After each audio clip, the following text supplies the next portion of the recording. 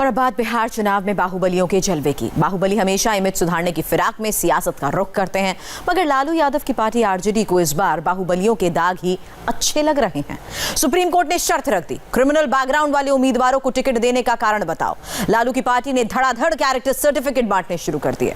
Party का हर दागी उम्मीदवार अपने इलाके का रॉबिन हुड बन गया है।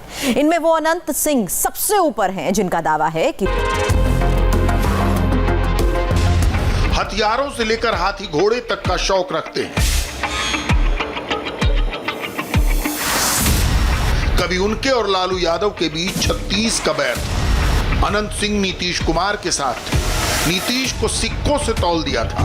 आज नीतीश से बैर है और लालू परिवार से कुर्बत है। सुप्रीम कोर्ट के निर्देश पर आरजेडी ने अनंत सिंह को टिकट देने की वजह बताते हुए उन्हें मोकामा का रॉबिन हुड करार दे दिया। आरजेडी के ऐलान के मुताबिक अनंत सिंह मोकामा में किसी भी उम्मीदवार के मुकाबले ज्यादा पॉपुलर हैं। समाज के गरीब और दबे कुचलों की मदद को तैयार रहते हैं। उनका जीवन स्तर बेहतर बनाने के लिए सक्रिय रहते हैं। समाज सेवा का ही नतीजा है कि उनके खिलाफ आपराधिक केस लाद दिए गए। अनंत सिंह के इस रॉबिन हुड मिथक का विश्लेषण जरूरी है। हम इस विश्लेषण पर भी आएंगे, मगर उससे पहले आरजेडी के बाहुबली समीकरण पर भी एक नजर डालिए। इस चुनाव में सबसे अधिक बाहुबली आरजेडी के टिकट पर ही मैदान में है। पार्टी के 144 घोषित उम्मीदवारों में से 38 दागी हैं। सुप्रीम कोर्ट के निर्देश पर पार्टी ने 20 के नाम सार्वजनिक किए हैं। हर दागी उम्मीदवार के पक्ष में पार्टी ने ऐसे ही तर्क रखे हैं। कोई दागी समाज सेवी है तो कोई बहुत पढ़ा लिखा है। आपराधिक मामले राजनीतिक कारणों से लादे गए हैं। आरजेडी की इस क्राइटेरिया को आप बिहार की सियासत का न्यू नॉर्मल कह सकते हैं। आरजेडी को पहले भी बाहुबलियों से कोई परहेज नहीं था। सिवान वाले शहाबुद्दीन का पर्चा दाखिल कराने के लिए लालू यादव खुद जाते थे। पूरे ठसक के साथ उनकी गाड़ी में सवार होते थे। तब मामला मुस्लिम यादव गठजोड़ का था। एमवाई के समीकरण से भूमिहार आउट था, लेकिन अनंत सिंह 24 कैरेट भूमिहार हैं। उनका पूरा परिवार अपने इलाके में इसी समुदाय की सियासत करता रहा है। फर्क बस इतना है कि अपने इलाके के मुसलमानों के बीच भी वे बराबर लोकप्रिय हैं। अनंत सिंह को बिहार के स्टाइलिश बाहुबलियों में गिना जाता है। पटना जिले की मोकामा सीट से अनंत सिंह 4 बार से विधायक हैं। इस वक्त वो जेल में हैं और जेल से ही चुनाव भी लड़ रहे हैं। नामांकन दाखिल करने के लिए जेल से ही कड़ी सुरक्षा में बाहर आए। 2015 में लालू नीतीश के साथ आए तो उन्हें निर्दलीय लड़ना पड़ा। इस बार आरजेडी ने ही उन्हें टिकट देकर मैदान में उतार दिया। आरजेडी के इस रॉबिन हुड ने जो हलफनामा दाखिल किया है, उसके मुताबिक उनकी संपत्ति और क्रिमिनल केस दोनों लगातार बढ़ रहे हैं। पहले आपराधिक मामलों की बात करते हैं, क्योंकि बाहुबली से रॉबिन हुड तक खिताब उन्हें इसी वजह से मिला है। अनंत सिंह पर 2005 में सिर्फ एक आपराधिक मामला था। 2015 में उन्होंने 16 क्रिमिनल केस होने की जानकारी दी। 5 साल में मर्डर और किडनैपिंग समेत 38 केस हो गए।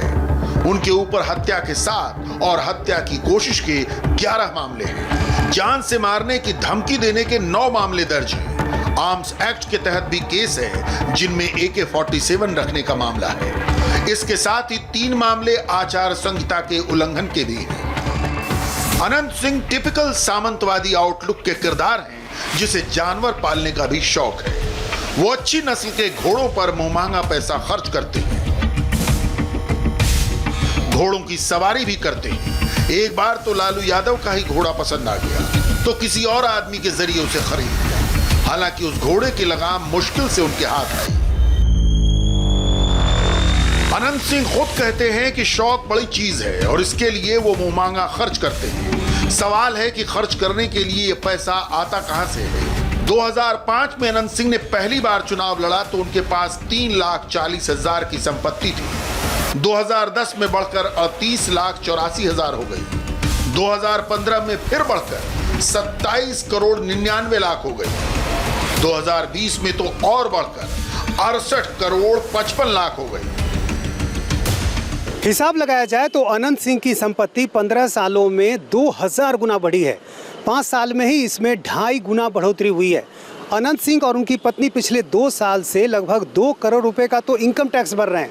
अनंत सिंह और उनकी पत्नी के पास गाड़ी, घोड़ा, बैंक बैलेंस, नगद, सब कुछ है। मज़े की बात यह है कि गाड़ी के नाम पर अनंत सिंह के पास सिर्फ एक स्कॉर्पियो है, जबकि उनकी पत्नी नीलम देवी के पास दो SUV हैं जिनकी कीमत 58 लाख रुपए से अधिक है।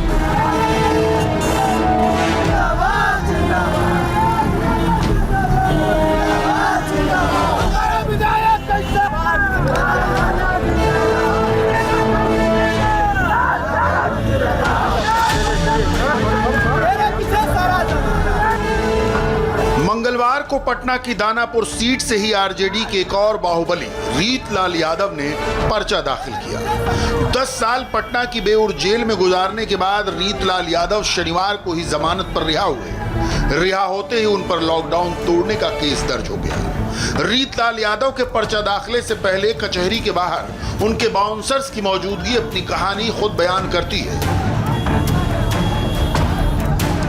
रीतलाल यादव की ओर लालू ने तब हाथ बढ़ाया जब राम कृपाल यादव उनसे अलग होकर मीसा के खिलाफ बीजेपी से चुनाव में उतर गए। जेल में रहते ही रीतलाल यादव को लालू ने पार्टी का महासचिव बना दिया। 2015 में भी वो जेल से ही दानापुर का चुनाव लड़े, फिर जेल में रहते हुए ही MLC बन गए। जेल से निकलते ही उन्हें फिर टिकट मिल गया। इस सवाल पर वो कैसे रिएक्ट करते हैं, देखिए।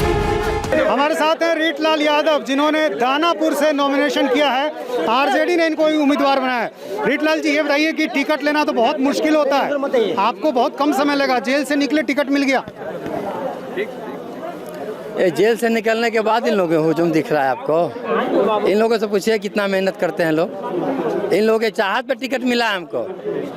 इन लोगों का चाहत है कि हमारे guardian RJD supremo Shri Lalu Prasad Yadav ji षड्यंत्र के कारण रांची जेल में बंद किए हुए हैं। जो आरोप आप पर लगता है, हम उसकी बात कर रहे हैं। आप पे आरोप है कि आप बाहुबली हैं, आप पर बहुत सारे मामले हैं, करीब 3 दर्जन मामले हैं जो मेरी जानकारी में हैं। कई मामलों में आपको राहत भी मिली है। तो ऐसे में चुनाव लड़ना आपको क्या लग रहा है, मुश्किल भी होगा? लोगों को कैसे समझाएंगे आप? किसने कहा है कि बाहुबली हम नहीं हैं? हम तो बाहुबली हैं। ये प्रूफ है, प्रमाण की आवश्यकता पड़ता है। ये प्रमाण है कि हम बाहुबली हैं, लेकिन जनता के कारण बाहुबली हैं, कल भी रहेंगे, आगे भी रहेंगे। रीतलाल यादव की क्राइम फाइल चौंकाने वाली है। उन पर बीजेपी नेता सत्यनारायण सिन्हा की हत्या का आरोप है। हत्या के प्रयास के 6 आरोप हैं। वसूली, डकैती, अपहरण, रंगदारी के आधा दर्जन से ज्यादा मामले हैं। तकरीबन 20 मामले अलग अलग किस्म के अपराध के हैं। मनी लॉन्ड्रिंग के केस में रिहा होकर वो जेल से बाहर आए हैं, मगर इन आपराधिक मामलों के बावजूद उनकी लोकप्रियता बरकरार है। इसकी वजह वही रॉबिनहुड इमेज है जिसका सहारा आरजेडी ले रही है। आपको लगता है कि जो एक रॉबिन हुड की आपकी छवि है कि आप लोगों की मदद करते हैं, जो परेशानी में होता है वो आपके पास पहुंचता है, आप उसकी राहत देते हैं, कई लोगों को आपने शादी में मदद की है, तो ये जो एक रॉबिन हुड वाली छवि है, ये आपको मदद मिलेगी, इससे आपको लगता है? मदद जब हम किसी को करेंगे तो आप हमको मदद नहीं कीजिएगा। आपके बेटा बेटी के यहाँ शादी ब्याह होगा तो आप हमको कार्ड दीजिएगा, निमंत्रण दीजिएगा, तो क्या आपके यहाँ मेरे यहाँ बेटा बेटी का शादी होगा तो क्या आपको हम निमंत्रण नहीं देंगे, कार्ड नहीं देंगे? तो दुनियादारी है, एक दूसरे का पूरक है। लेकिन हम किसी को मदद करेंगे स्वेच्छा से, वो भी हमको स्वेच्छा से मदद करेगा।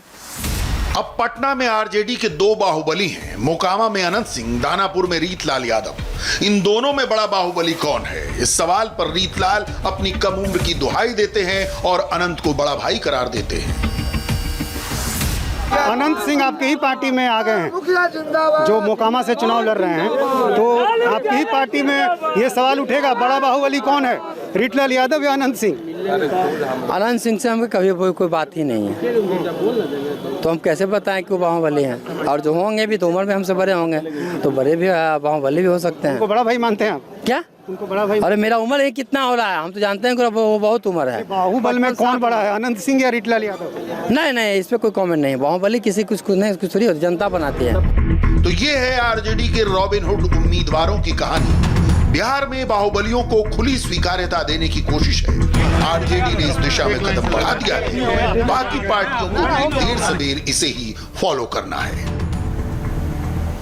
रुकेंगे एक ब्रेक के लिए, जल्द लौटेंगे, नजर डालेंगे इस वक्त की हेडलाइंस पर।